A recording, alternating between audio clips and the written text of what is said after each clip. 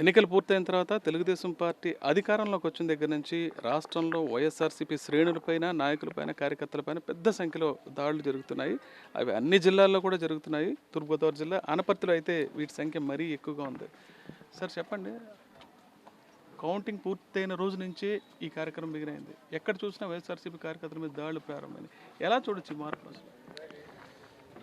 ప్రజాస్వామ్యంలో హింసకు తావులేదు.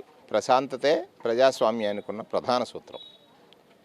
కానీ దురదృష్టం ఏమిటంటే తెలుగుదేశం పార్టీ అధికారంలోకి వచ్చింది ఆ సంఖ్య వారు సాధించారన్న వెంటనే వైఎస్ఆర్ కాంగ్రెస్ పార్టీ శ్రేణుల మీద దాడులు చేస్తున్నటువంటి తీరు చూస్తే ఇది ఎక్కడో ఈశాన్య రాష్ట్రాలు లేకపోతే మధ్యప్రదేశ్, బీహార్ ఇట్లాంటి రాష్ట్రాల్లో విన్నాం.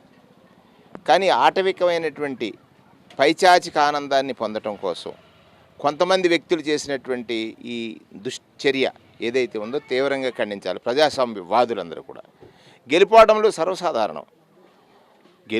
గెలిచిన వారు బాధ్యతతో పనిచేయాలి. ఓటమి చెందిన వారి పట్ల ప్రజలు ఒక తీర్పు ఇచ్చారు, దాన్ని వారు స్వీకరించాలి. ఇది మాని గెలిచామనేటువంటి గర్వంతో ఓటమి చెందినటువంటి కార్యకర్తల ఇళ్లపైన లేకపోతే ఇప్పుడు చూశాను ఇక్కడికి వచ్చిన తర్వాత రోడ్డుకి సంబంధించిన శిలాఫలకం పగలగొట్టారు. శిలాఫలకం అంటే ఎవరిది? ప్రభుత్వానికి కదా, ప్రభుత్వ ఆస్తి కదా. అంటే గెలిచి ప్రభుత్వాన్ని ఏర్పాటు చేయకుండానే ప్రభుత్వ ఆస్తులు ధ్వంసం చేయడం అనేటువంటి సంస్కృత. ఒకసారి ఆలోచించాలి. ఈ రాష్ట్రంలో ఉన్నటువంటి సభ్య సమాజం కానీ, మేధావులు కానీ, లేకపోతే ఇవాళ విద్యావంతులు కానీ ఆలోచించాలి. ఇక్కడ ఇంకొక దురదృష్టకరమైన సంఘటన ఏమిటంటే వెలుగుబంటి సత్యనారాయణ గారని ఒక 55 సంవత్సరాల హార్ట్ పేషెంట్, వారింటి దగ్గర జోవలు వేయటం ఇట్లాంటి కొన్ని కార్యక్రమాలు చేయటం వల్ల ఆయన హఠాన్మరణం చెందారు. ఆ కుటుంబం ఇవాళ వీధిన పడింది. ఇది సరైన సంస్కృతి కాదు. ఇవాళ అధికారం వచ్చింది, బాధ్యతగా పనిచేయాలి. అది మానేసి దాడులు చేయటమే మా సంస్కృతి అనేటువంటి విధంగా ఇవాళ ఈ ప్రశాంతమైనటువంటి ఈ జిల్లాలో ఈ అశాంతికి కారకులైనటువంటి వారి పట్ల సరైనటువంటి చర్యలు తీసుకోవాలనేటువంటిది మా డిమాండ్గా పోలీస్ శాఖ వారిని, లేని పక్షంలో న్యాయశాఖని, ఇంకా ఇవాళ నేను చాలా సీనియర్ అని చెప్తున్నటువంటి చంద్రబాబు నాయుడు గారిని కూడా డిమాండ్ చేస్తూ ఉన్నాం.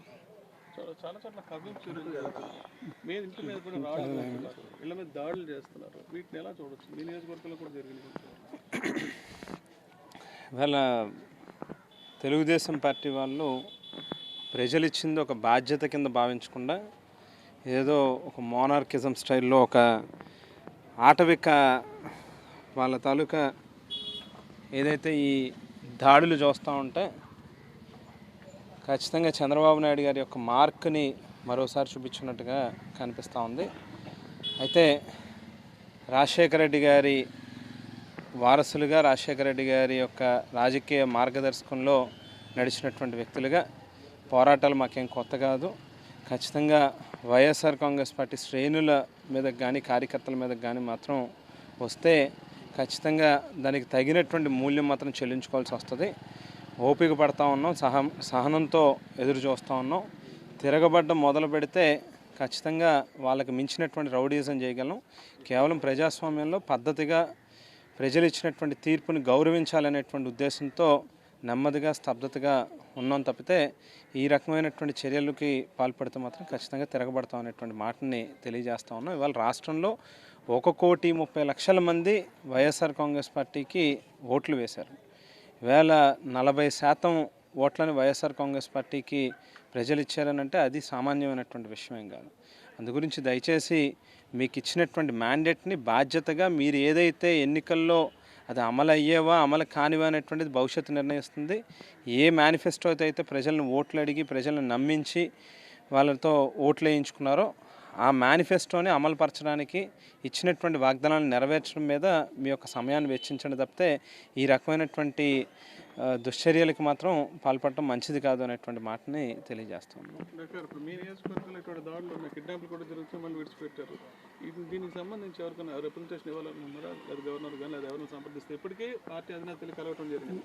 ఇప్పుడు దాని నిమిత్తమే మరి గౌరవనీయులు మాజీ మంత్రివర్యులు వేణు గారు, అదేవిధంగా మాజీ శాసనసభ్యులు జక్కంపూడి రాజా గారు, వెంకట్రావు గారు, అదేవిధంగా డాక్టర్ గూడూరు శ్రీనివాస్ గారు, వీరందరూ కూడా మరి పర్యటనకు వచ్చి ఈ నియోజకవర్గంలో జరుగుతున్నటువంటి దాడులను ఏ రకంగా వాళ్ళు చేస్తున్నారు అన్నది ప్రత్యక్షంగా చూడడానికి జగన్మోహన్ రెడ్డి గారు వేసిన కమిటీ సభ్యులైనటువంటి వీరందరూ కూడా మరి వచ్చారు.